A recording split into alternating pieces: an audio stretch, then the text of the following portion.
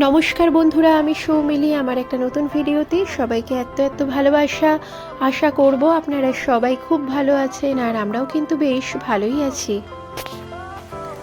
আজ রবিবার সকাল সকাল আজকে বাড়িতে হচ্ছে গরম গরম চিংড়ি মাছের মালাইকারি, আর তার সাথে গরম গরম ভাত। তো ভাবলাম এই মালাইকারির ভিডিওটা আপনাদের সাথে শেয়ার করা যাক। যদিও আপনারা অনেকেই মালাইকারি বানাতে জানেন, কিন্তু তাও যারা যারা মালাইকারি এখনও বানিয়ে উঠতে পারেননি বা চেষ্টা করেছেন কিন্তু সেই রকম ভালো হয়নি, তো তাদের জন্য কিছু টিপসও এখানে শেয়ার করব, যাতে এটা বানাতে দেওয়ার পর খেতে লাগে খুবই সুস্বাদু। মালাইকারি বানানোর জন্য আমি এখানে চিংড়ি মাছগুলোকে ভালো করে বেছে ধুয়ে নিয়ে সেগুলোকে হালকা করে নুন হলুদ মাখিয়ে তেলের মধ্যে এপিট ওপিট ওই 30 সেকেন্ড করে ভেজে নিচ্ছি। চিংড়ি মাছ কিন্তু খুব বেশি কড়া করে ভাজা যায় না, তাহলে মাছগুলো হয়ে যায় শক্ত আর খেতেও ভালো লাগে না। চলুন কী কী উপকরণ নিচ্ছি আপনাদেরকে একবার চট করে দেখিয়ে নিই। সর্ষে, মৌরি, কাজু আর টক দই নিয়ে নিয়েছি, আর এটার একটা পেস্ট আমি বানিয়ে নেব। এদিকে পেঁয়াজ বাটা, আদা রসুন বাটা আর রসুনের সাথে কাঁচা লঙ্কা বাটা নিয়ে নিয়েছি। আর যে ওই প্রথমে আপনাদের মশলাগুলো দেখালাম, ওটার দেখুন এখানে একটা পেস্ট বানিয়ে ফেলেছি।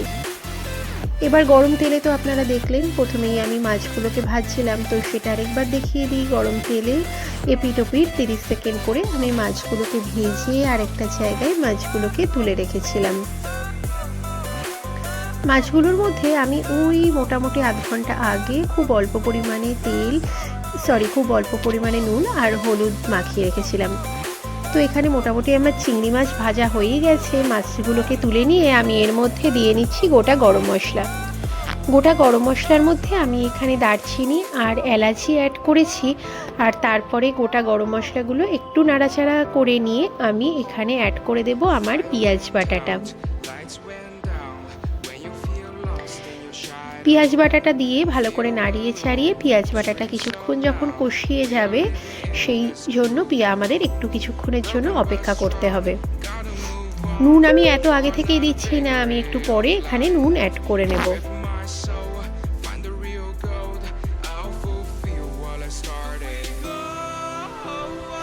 এবার এই পেঁয়াজ বাটাটা আমাদের ভালো করে কষে গেছে।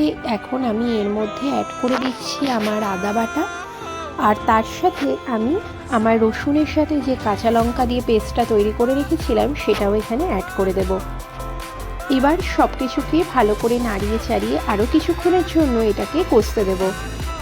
মশলা যত ভালো কষা হবে ততই কিন্তু খাবারের টেস্ট বাড়বে।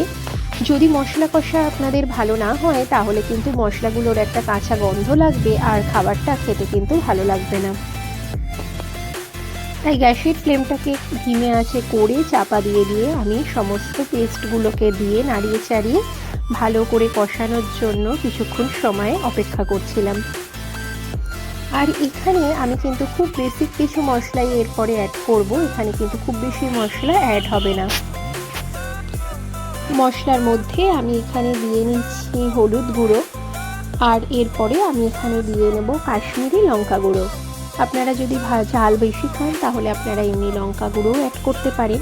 আমি এখানে যাতে ঝালটা কম হয় আর কালারের জন্য কাশ্মীরি লঙ্কা গুঁড়ো অ্যাড করে দিয়েছি। এরপর সব কিছু নাড়িয়ে ছাড়িয়ে আমি এখানে অ্যাড করে দেব নুন। নুনের পরিমাণটা আমি প্রথমে কম করেই অ্যাড করছি, কারণ মাছেও নুন মাখানো ছিল, আর এখানেও নুনটা আমি তাই কম করেই অ্যাড করছি। লাগলে আমি পরে আরও নুন অ্যাড করব। নুনের টেস্টটা আবার এমন, যেটা প্রথম থেকেই যদি বেশি হয়ে যায় তাহলেও কিন্তু খাবারের রান্না খেতে একদমই ভালো লাগবে না। তো চলুন হালকা করে নুন এখানে অ্যাড করে দিই। আর নুন অ্যাড করে দেওয়ার পরে আমি আমার যে পেস্টটা আগে থেকে তৈরি করে রেখেছিলাম, ওই কাজু, টক দই, সর্ষে আর মৌরি দিয়ে সেটা আমি এর মধ্যে অ্যাড করে দিয়েছি। এবার সব দিয়ে ভালো করে নাড়াচাড়া করে ওই 5 থেকে 7 মিনিট এটাকে আবার একটুখানি ধিমে আঁচে করে চাপা দিয়ে রেখে কষতে দেবো।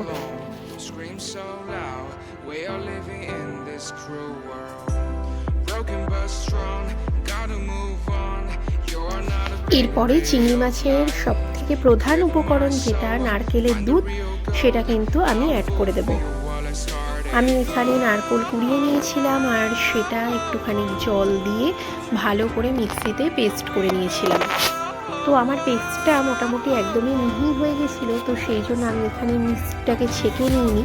আপনারা চাইলে কিন্তু এই পেস্টটাকে আবার ছেঁকে নিয়ে শুধু একদম পাতলা জলের মতো জিনিসটাও দিতে পারেন। তো সেটা দেওয়ার পরে আমি গ্যাসের ফ্লেমটাকে একটু হাই করে দিয়েছিলাম যাতে এটা একটু টকবক করে ফুটে যায়। আর তারপরে কিন্তু আবার গ্যাসের ফ্লেমটাকে লো করে এর মধ্যে মাছগুলোকে দিয়ে কিছুক্ষণের জন্য ধিমে আঁচে ফোটাতে দিতে হবে।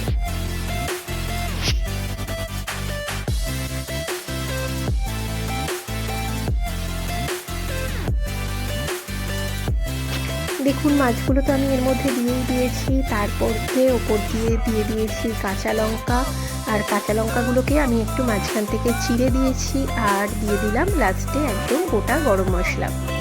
এই গোটা গরম মশলাটা আমি বাড়িতেই তৈরি করি, আর আপনারা যদি জানতে চান কী করে আমি গোটা গরম মশলা তৈরি করি তাহলে কিন্তু তারও একটা ভিডিও আমার চ্যানেলে আমি শেয়ার করে দেবো। তো গোটা গরম মশলা দেওয়া হয়ে গেছে, এবার সব কিছু ভালো করে নাড়িয়ে চাড়িয়ে গ্যাসের ফ্লেমটাকে কমিয়ে কিছুক্ষণের জন্য এটাকে রেখে দেব। আর তারপরে কিন্তু গ্যাসের ফ্লেমটাকে অফ করে দিয়ে আমি আমার ফুটিয়ে রাখা আগে থেকে গরুর দুধ সেটাকে ওপর দিয়ে ছড়িয়ে ভালো করে নাড়িয়ে ছাড়িয়ে নেব। আর তাহলেই কিন্তু একদম রেডি হয়ে যাবে সুন্দর টেস্টি চিংড়ি মাছের মালাইকারি। তো চিংড়ি মাছের মালাইকারির আজকে রেসিপিটা আপনাদের কেমন লাগলো আমাকে কিন্তু জানাতে ভুলবেন না। আর এটা খেতে হয়েছিল সেদিনে কিন্তু খুবই সুন্দর, আর বাড়ির সবাইও বলেছিল খেয়ে খুব সুন্দর হয়েছে খেতে। তো আপনারা যদি এই বেসিক টিপসগুলো ফলো করেন তাহলে কিন্তু আপনাদেরও এই চিংড়ি মাছের মালাইকারি খেতে হবে খুবই টেস্টি। তো আজকের ভিডিওটা আমি এখানেই শেষ করছি, আবার নিয়ে চলে আসবো আমার চ্যানেলে নতুন নতুন রান্নার রেসিপি আর অন্য ধরনেরও ভিডিও। আর আপনারা কী ধরনের ভিডিও আমার চ্যানেলে দেখতে পছন্দ করবেন আমাকে জানাতে ভুলবেন না। আর আজকের রেসিপিটায় আপনারা যদি উপকৃত হন তাহলে এই রেসিপিটাকে একটা লাইক করে দেবেন, আর সবার সাথে শেয়ার করে সবার কাছে পৌঁছে দেওয়ার জন্য রেসিপিটাকে আরও সাহায্য করবেন। আমার চ্যানেলটাকে যদি আপনারা সাবস্ক্রাইব করে না থাকেন তাহলে প্লিজ সাবস্ক্রাইব করে দেবেন। চলুন, বাই।